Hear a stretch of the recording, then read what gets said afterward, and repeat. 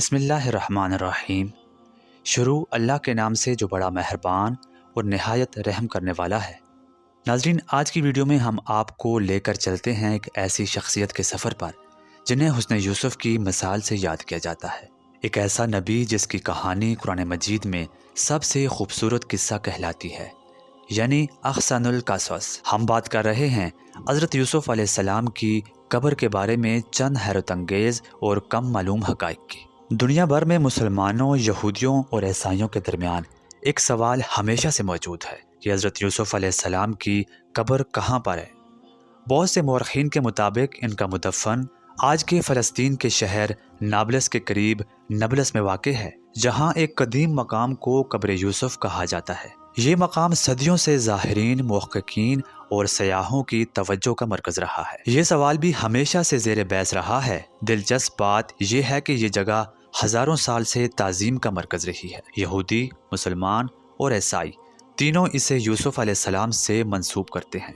اگرچہ تاریخی شواہد میں اختلاف ضرور پایا جاتا ہے، مگر مقدس مذاہب کی روایات اسی مقام کی نشاندہی کرتی ہیں۔ قرآن مجید میں حضرت یوسف علیہ السلام کی قبر کا مقام واضح طور پر ذکر نہیں کیا گیا، لیکن روایات بتاتی ہیں کہ حضرت موسیٰ علیہ السلام نے بنی اسرائیل کو حکم دیا کہ مصر سے نکلتے وقت حضرت یوسف علیہ السلام کے تابوت کو بھی ساتھ لے کر جائیں۔ یہ واقعہ بتاتا ہے کہ یوسف علیہ السلام کا جسد مبارک مصر میں نہیں رہا، بلکہ بعد میں فلسطین کی طرف منتقل ہو گیا۔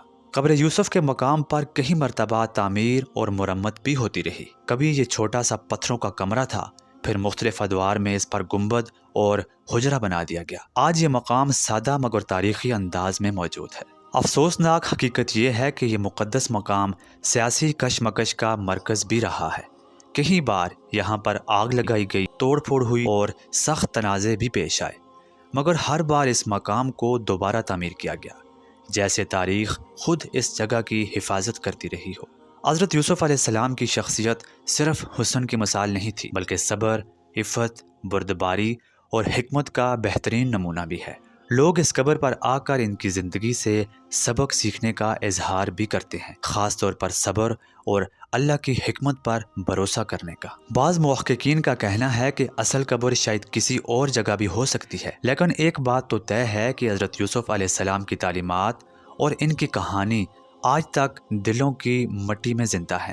ان کا اصل مدفن شاید وہ جگہ ہے جہاں لوگ قرآن مجید کی سورہ یوسف پڑھ کر صبر اور امید کی روشنی حاصل کرتے ہیں۔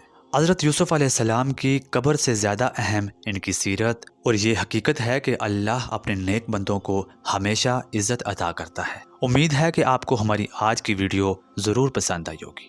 اگر آپ کو یہ ویڈیو پسند آئے تو ویڈیو کو لائک کریں اور اسی طرح کی مزید ویڈیوز کے لیے ہمارے اس چینل کو ضرور سبسکرائب کریں۔